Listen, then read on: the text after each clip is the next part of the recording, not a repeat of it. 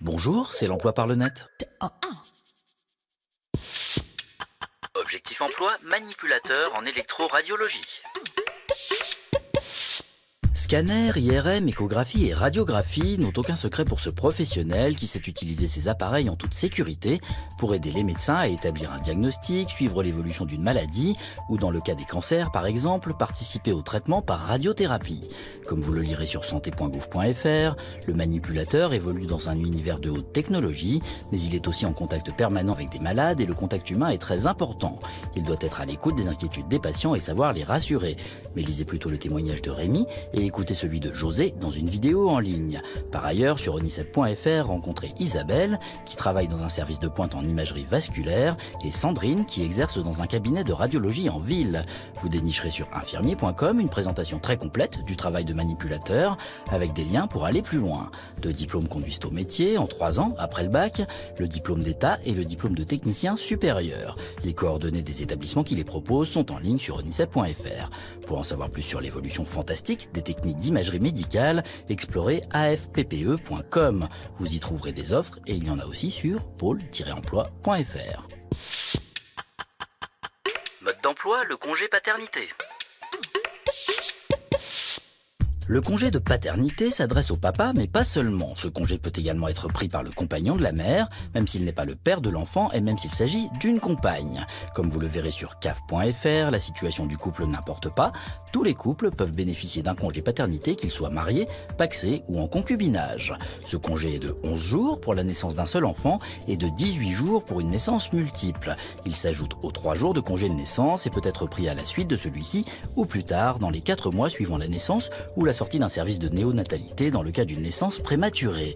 Le congé de paternité est indemnisé par l'assurance maladie. Certaines conventions collectives peuvent prévoir un complément de salaire. Consultez la vôtre sur legifrance.gouv.fr. Les demandeurs d'emploi peuvent également en bénéficier à certaines conditions. Comme vous le lirez sur amélie.fr, ce congé concerne aussi les pères qui ne vivent plus avec la mère. Vous pouvez également y prétendre si votre bébé est né ou réside à l'étranger, si la maman est morte ou si l'enfant est né sans vie. L'employeur ne peut pas refuser de vous accorder ce congé, mais il doit être prévenu au moins 1 mois à l'avance, de préférence par courrier recommandé. Pour en savoir plus sur les formalités à accomplir, à remplir pour être indemnisé, informez-vous sur amélie.fr. Vous trouverez un bon récapitulatif en vidéo sur droit-finance.commentsamarche.net et un modèle de lettre de demande de congé. Agenda. La Cité des métiers à Paris propose tout au long de l'année des ateliers pratiques et des séances d'information aux personnes en recherche d'emploi ou en reconversion professionnelle. Découvrez le programme sur cité-sciences.fr. Objectif emploi, intégrer la fonction publique territoriale. Des 3 fonctions publiques françaises, la territoriale, comme on l'appelle, est la deuxième par le nombre de ses agents, avec 1,9 million de personnes et plus de 48 000 employeurs très divers, majoritairement des communes et des intercommunalités. On y compte plus de 230 métiers, répartis dans 35 familles et 8 grandes filières, techniques, administratives, sportives, culturelles, médico-sociales, animation, police municipale et sapeurs-pompiers. Vous les découvrirez sur vie-public.fr et vous verrez sur leparisien.fr qu'il y a des métiers très inattendus. Mais pour devenir fonctionnaire territorial, il ne suffit pas de réussir un concours. Comme le rappelle pôle-emploi.fr dans un très bon dossier, il faut également prospecter les employeurs afin de trouver un poste, faute de perdre le bénéfice du concours au bout de 3 ans. Il faut donc se renseigner sur les métiers qui recrutent le plus avant de passer ces concours. Le répertoire des métiers et les fiches prospectives proposées par cnfpt.fr peuvent vous y aider. Il vous faudra ensuite réussir un concours de catégorie A, B ou C selon votre niveau de diplôme. Informez-vous sur ces concours, les dates et consultez les offres d'emploi à cette adresse et sur fncdg.com. Pour acquérir de l'expérience, n'hésitez pas dans un premier temps à occuper des postes à durée déterminée et à changer de région ou de département. Les moins de 26 ans sans qualification ni diplôme peuvent accéder sans concours à des postes de catégorie C dans le cadre du pacte, le parcours d'accès aux carrières territoriales, hospitalières et de l'État. Informez-vous sur travail-emploi.gouv.fr. Mode d'emploi, le mi-temps thérapeutique. Après un arrêt maladie, votre médecin peut estimer que votre état de santé est encore fragile et que vous ne pouvez pas reprendre votre travail à temps plein tout de suite. Il peut alors vous proposer ce que l'on appelle communément un mi-temps thérapeutique. En réalité, comme vous le verrez sur droit-finance.commentsamarche.net qui met en ligne une vidéo très claire, il ne s'agit pas forcément d'un mi-temps, mais vos horaires seront allégés. 4 feux verts sont nécessaires pour que ce temps partiel se mette en place. D'abord celui du médecin traitant qui prend la décision initiale et rédige une prescription envoyée à l'employeur qui donne alors son accord de principe. Troisième étape, la caisse d'assurance maladie qui accepte ou refuse le temps partiel et fixe la durée du travail et le montant des indemnités journalières qui vous seront versées en complément de votre salaire. Enfin, dernière étape, le feu vert du médecin du travail qui détermine si vous pouvez ou non reprendre le travail en horaire aménagé. Le mi-temps thérapeutique existe également dans le secteur public selon des modalités différentes comme le détaille dossierfamilial.com. Ce temps partiel ne peut excéder 3 ans et doit faire l'objet d'un avenant au contrat de travail comme le précise legisocial.fr. L'employeur ne peut pas s'opposer à la décision du médecin traitant et du médecin du travail, sauf pour des raisons de fonctionnement de l'entreprise ou en raison de la nature de l'emploi. Tous les détails sur netpme.fr. Agenda. Les mardis de l'emploi sont des forums de recrutement destinés aux personnes en situation de handicap. 2 rencontres ont lieu aujourd'hui à Toulouse et Strasbourg. Des recruteurs vous y attendent avec des offres dans les fonctions commerciales, les fonctions IT et de support. Toutes les infos sont sur missionhandicap.com. Objectif emploi, charpentier. Comme son nom l'indique, le charpentier construit des charpentes, mais pas seulement. Il réalise aussi des escaliers, des chalets, des planchers, des bateaux, des silos et même des maisons entières ou des bâtiments publics. C'est ce que font les jeunes charpentiers que vous rencontrerez dans les vidéos en ligne sur onissa.fr et sur artisan-du-bâtiment.com.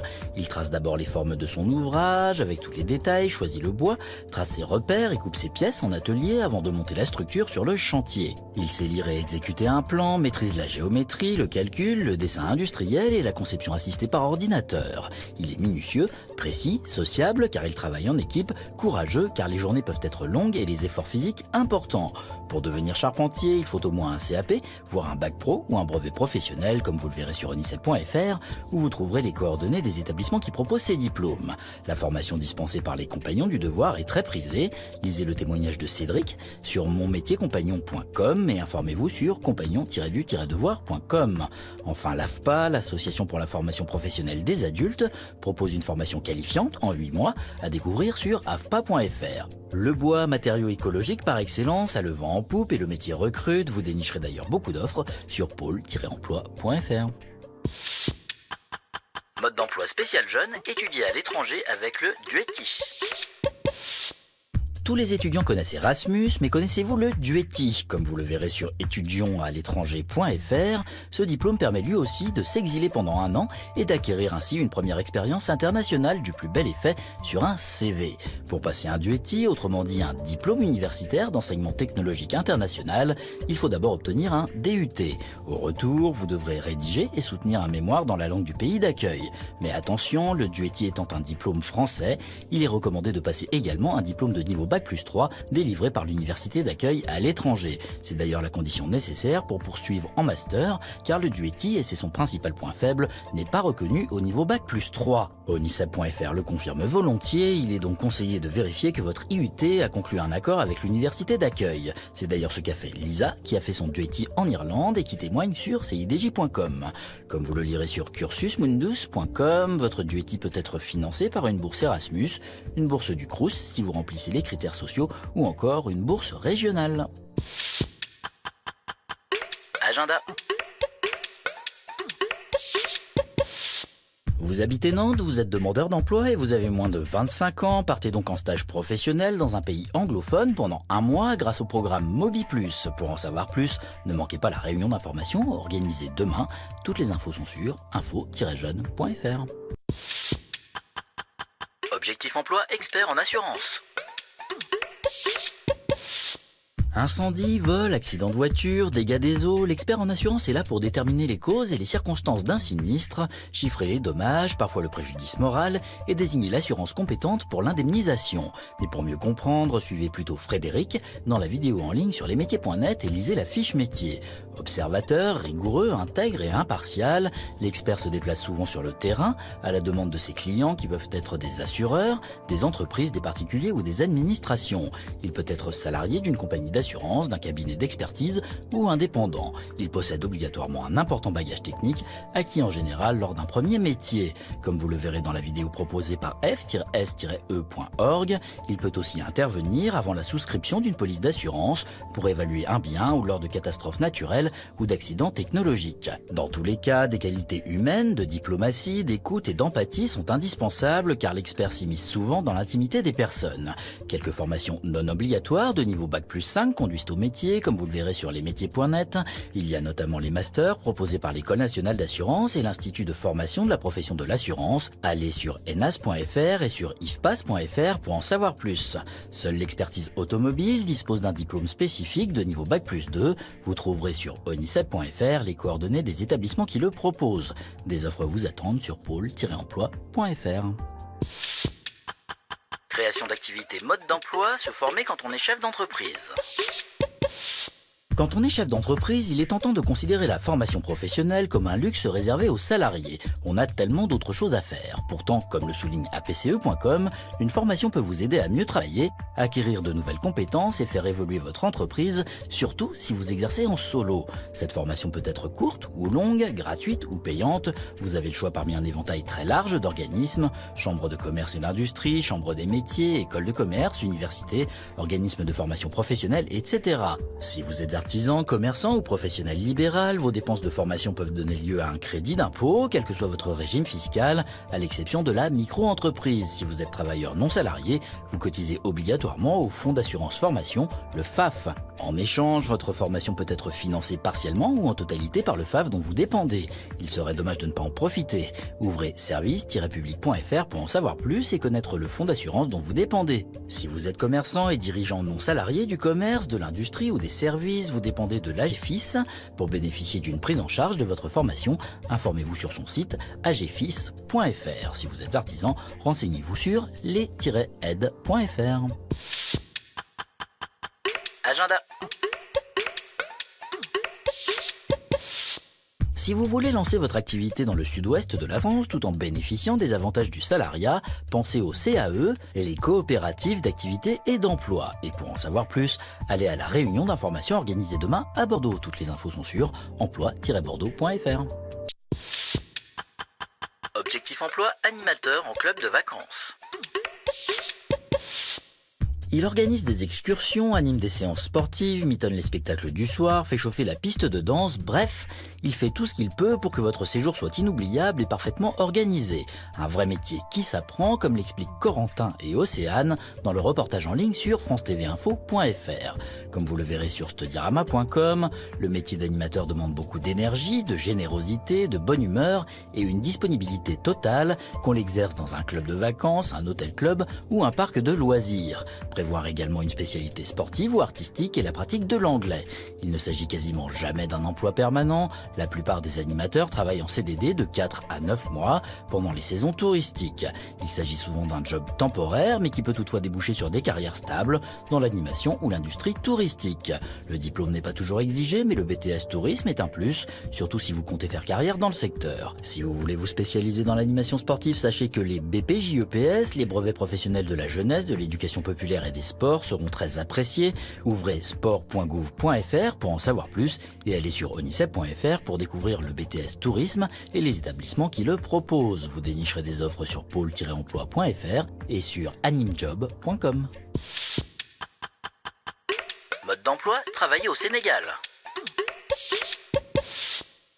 À l'exception de certaines régions, notamment le long des frontières Est et Nord, le Sénégal est un pays où l'on peut vivre et travailler en toute sécurité.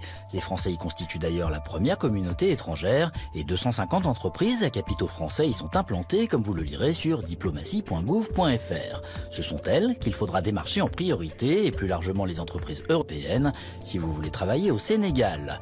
Visez plutôt les secteurs en croissance, industrie chimique, construction, services financiers, immobilier, télécommunications, tourisme, horticulture et agroalimentaire notamment. Vous dénicherez des liens vers des sites emploi et des cabinets de recrutement sur ce site. Pour vos candidatures spontanées, utilisez la liste des membres du club des investisseurs européens au Sénégal en ligne sur cies.sn. Vous y dénicherez aussi des informations sur la conjoncture économique et les secteurs porteurs. Si vous avez moins de 28 ans, pensez au VIE, au volontariat international en entreprise, excellent moyen de mieux connaître le pays, de se constituer un carnet d'adresses locales et d'y préparer une future installation. Des offres de mission vous attendent sur civiweb.com. Et bien sûr, avant de partir, n'hésitez pas à échanger avec les expatriés francophones via les réseaux sociaux ou les blogs. Explorez par exemple expat.com. Agenda. Si vous recherchez une formation et un contrat en alternance, en informatique, ressources humaines ou commerce dans la région nantaise, ne manquez pas le rendez-vous que vous propose e-TechSup lundi prochain à Saint-Herblain. Toutes les infos sont sur nantes.aujourd'hui.fr. Bon, retrouvez cette émission et les adresses de tous ces sites pour quelques jours encore sur france5.fr.